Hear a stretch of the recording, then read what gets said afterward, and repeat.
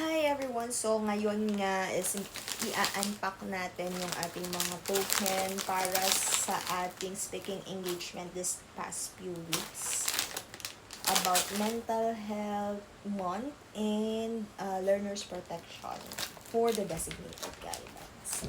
The first is this concho.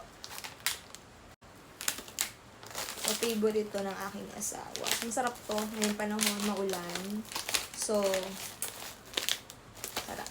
And then, coffee drip.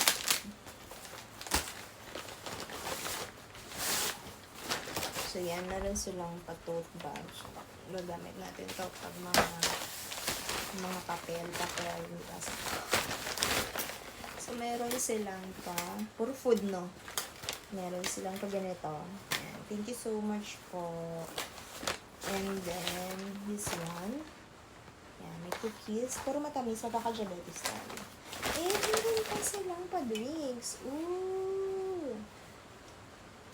Parang ngayon ko lang ito natitikman. So, ayan. Thank you! So, next naman, yung isa. Yung Sabado lang yun. Ito naman is, ito ako excited.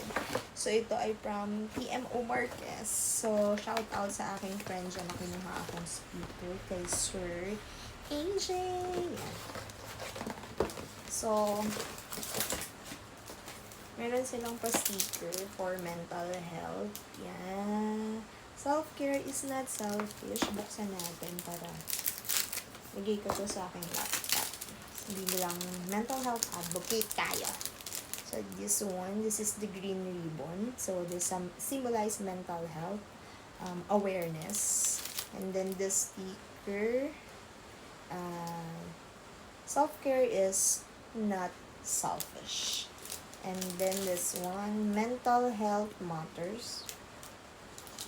And the last one is, it's okay to feel all the feels.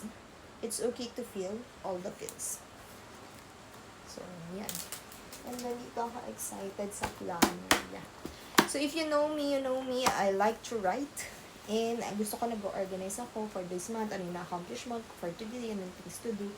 And yan. Ito, diba ang ganda? So, kailangan ko ng plano sa buhay next year, 2026. Magplano na tayo. Ay, ang cute. So, pa-leather siya. Nakaka-touch. Mukhang professional.